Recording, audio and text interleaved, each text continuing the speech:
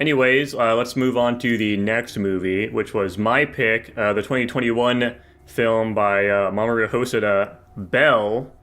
So basically, quick synopsis of the story. We've got Belle, aka whatever her actual name is, I don't know. I'm just gonna call her Belle. Yeah, it's like Digimon. It's like the Digimon movie, but with trauma.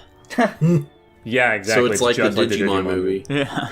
Yeah, so this movie is kind of like a spiritual successor kind of thing to Summertime Wars, in the sense that they both have like a digital world shtick going on, except this one is like a lot less deep with it. So we've got our main character whose mom died, and she's got depression because of this. You know, her mom was a big part of her life, and she's really sad about it. And because of this, she struggles with things like she likes to sing a lot, but she can't anymore because it like brings her horrible memories of her mother or something, and she can't do it. So we've got her, if you will. Exactly, her horrible mammary glands. But so yeah, she's got a friend, and this friend is chill, right? So she introduces her to the world of whatever the fuck the world's called. I also forgot. The world of You, which is basically Internet 2. Where people float around in open space and don't do fucking anything.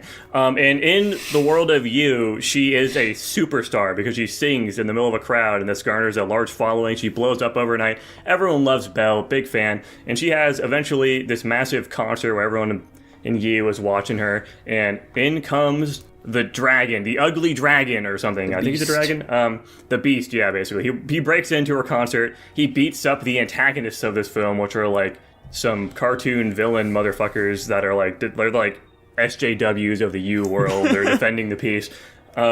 He beats him up and then he runs away. And because of this, Belle is really, really interested in the Beast. And she spends a ton of time trying to find out who he is with her friend. So yeah, her and her friend spend a fucking ton of time researching everything about the Beast, trying to find out who he is. They're doing all these operations to dig into his past. Eventually they do find out who he is. He's just some fucking kid whose dad beats him and his little brother. They then go and like triangulate, do some GeoGuessr shit where they try to find out where the kid lives so they can save him. And then she does. She goes and drives down, takes the tram or whatever, to where this kid lives, and she saves them from some conflict with the father. And then she goes back. Oh, also she has like some like childhood friend. There's like some romantic B plot there, but like it doesn't really matter at all. Until the very end scene where it's kind of implied that they're gonna start dating or some shit. When they're walking on the beach, kind of reflecting on all that's happened. Also, she's chilled her dad now. She was a bitch to her dad the entire fucking movie, and that's Belle in a nutshell. Dylan, what did you think of this movie? Yeah, this movie was pretty cute, I guess. Gotta say, it's terrible going into movies with high expectations and then not having it live up to those expectations. I'm not saying it was I'm not saying it was a bad movie. I just expected more from this movie. You wanted more? What more did you need? I thought the animation style, both in the U world and the reality, were both very good. I will say one minor thing that is probably just an OCD thing or whatever you want to call it. I didn't like how the words were synced up with their mouths in the real world, but when you went over to You, the words were completely... And it's because, like, the difference between Japanese and English. I understand that. It just didn't line up. It bothered me a little bit, but... Oh, did you watch it in the English dub? That was the version that was available. Was it in Japanese for you? Yeah, we watched it in the Japanese dub. Yeah, I just loaded it up and it was in English. I don't know why. Well, yeah, you can change the settings. The torrent I had both options. I didn't change anything. Anyway, but yeah, I thought I had to really think about this movie because I was kind of, it was another one of those where I was disappointed with the ending. Where I was like, I didn't want the movie. I liked the ending. I didn't want it to end like this. I kind of had a feeling that the Beast was her childhood friend, but then like it was like some evil dark side of him that she didn't know about. I don't know. And I think the stronger message here that I think I finally deciphered was she learned how to take her childhood trauma and transform it throughout the movie and go beyond herself, and then use that improved version of herself to go out and save or protect these two boys who were being abused by their father. And then she learned how to take her trauma and turn it into strength for other people. And I think that was the big message of this movie. You're saying you didn't love the movie, though? Like I said, it wasn't what I expected it. I still like the movie. It's just not... I didn't think it was a like a romance-esque drama movie.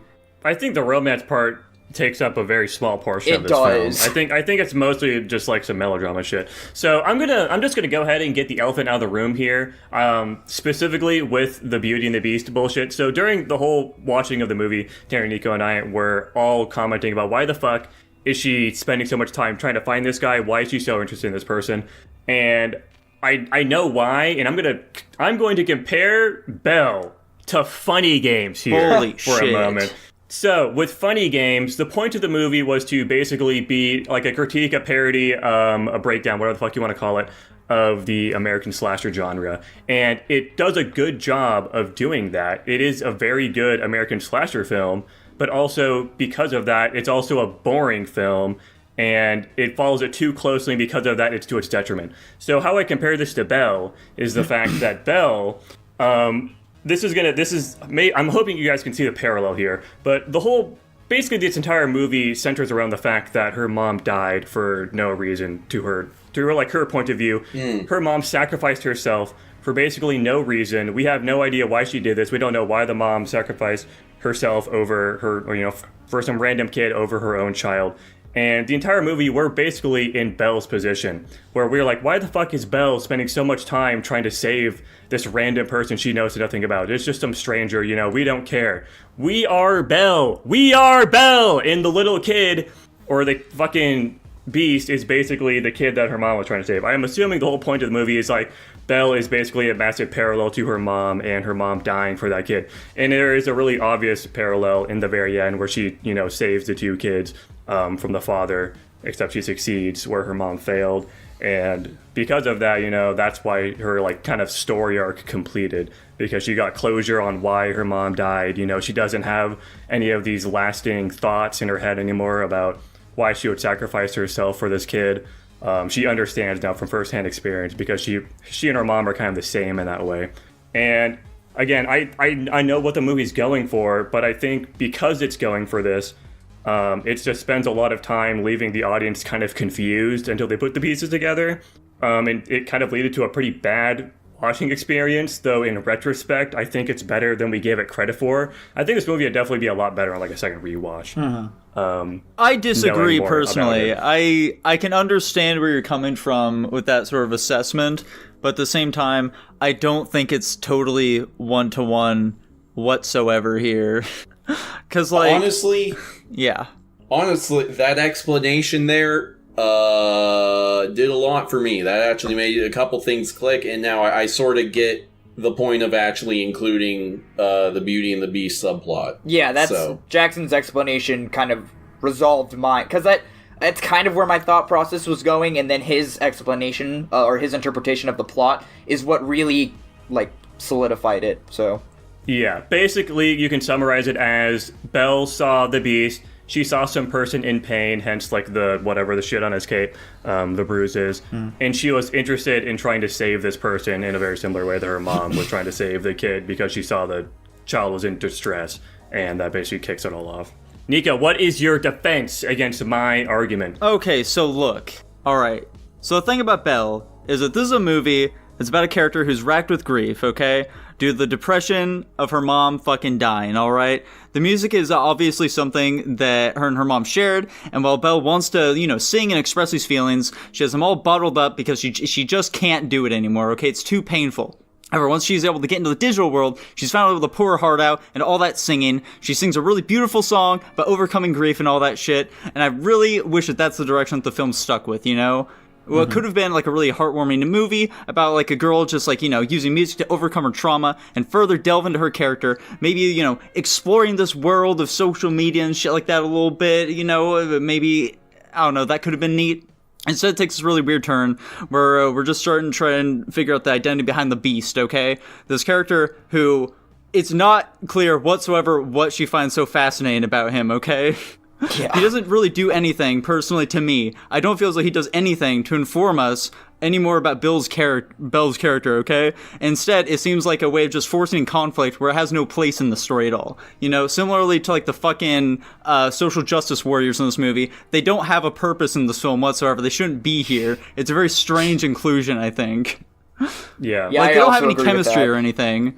She just like, I don't know, is she just like attracted to this other person who she can tell is obviously traumatized? I don't fucking know. The film doesn't really elaborate on it whatsoever either. Well, I mean, I feel like he kind of just ignored everything Jackson said, because he like what he was explaining, that she helped him for no reason at all, basically, in the same way but that I don't her mom think that those helped parallels that kid. line up is the thing, though. Because with the mom, it's not like, oh, I guess I'll just help this kid. This is a child who's gonna fucking die, okay?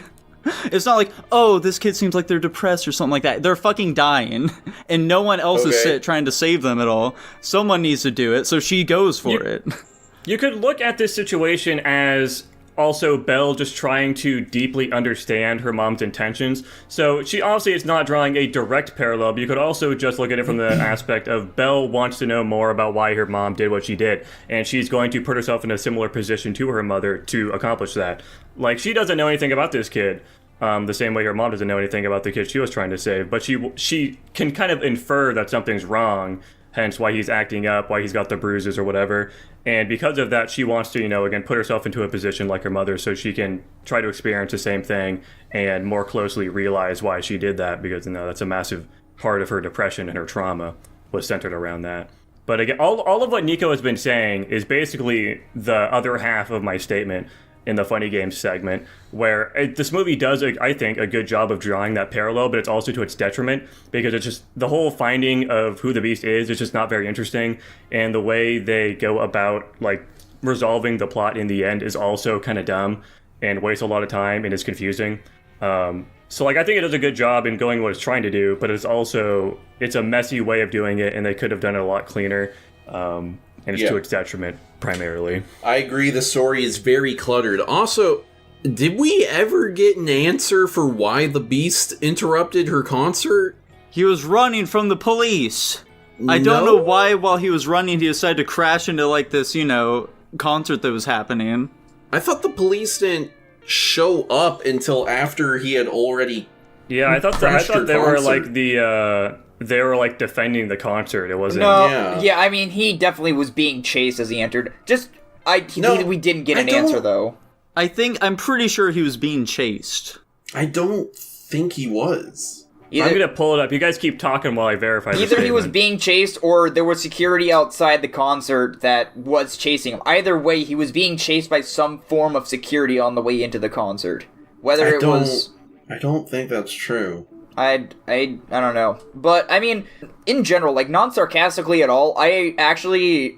This may not match up to you guys. It all makes sense to me, and that's what matters to me. I agree with all of your guys' perspectives, mostly just because your guys' perspectives line up in an odd way. This movie does get very cluttered, as Tanner was saying. It was kind of clear for, like, the first half, and then, yes, the introduction of the Beast kind of quite literally threw a wrench in the whole thing, and then we're not sure what to think, because it was like when I was saying, does she have a romantic interest in this Beast character, or is it she has a crush on this guy in real life? Like, which is she going for? She doesn't ever state this, and then we're just kind of left to wonder, but then we find out she just wants to help this kid, so there's actually no romantic interest, but then she also goes out of her way to help them, but then she's also trying to, understand why her mom made the sacrifice in a roundabout way, not in an exact direct link, but does exactly what her mom ends up doing. The situation, the scenario aren't the same, because obviously the kids aren't necessarily going to die, but she goes out of her way and uses her past traumas and turns it into a strength to pass it on to other people to help them overcome their struggle. I think it's just a movie about overcoming I did also struggle. just verify, I'm going to cut off Dylan a little bit, but I did just verify Nico's statement. He is, in fact, being chased when he busts into the concert. That's insane. Also, by the way... Hold on.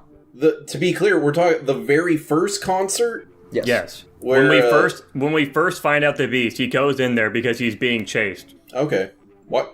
Okay. What the fuck? Why do they call them bruises on the Beast? Why do they immediately assume that they're bruises? It doesn't make any fucking sense. It's not what they look like, and it's not like they're on his body either. It's on his fucking cape. Why do they call them bruises? I don't know, Anime. man. Artistic interpretation.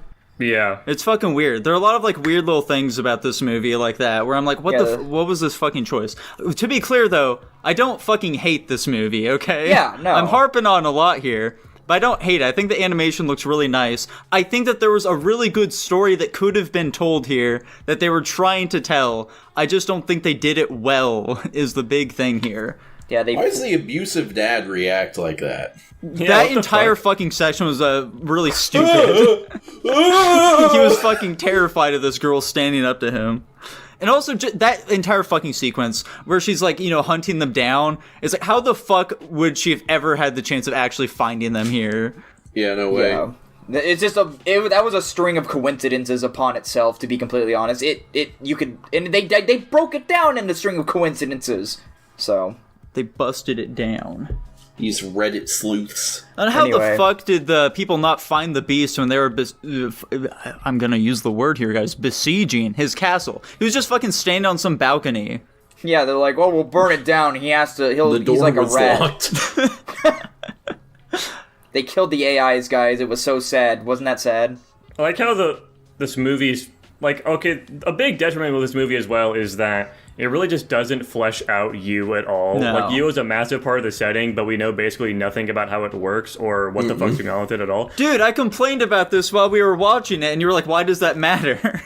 If I said that during the movie, I don't know what the fuck was wrong with it in that moment, because I've never actually agreed with that statement. Okay. I would think I was lying in the middle of the movie. How the fuck can they just burn down some fucker's house in this place? Why are they allowed to do that? Are there no, like, privacy settings or something? Why is Digital this fire. house just floating around in the middle of the fucking universe in the first place? Why isn't it, like, just some private segmented thing? Why can they just... That's so weird. Yeah. This movie, it doesn't really make a whole lot of sense how they're able to do that in the first place. They don't do- even throw in very many, like, passing lines of, like, what people are doing here.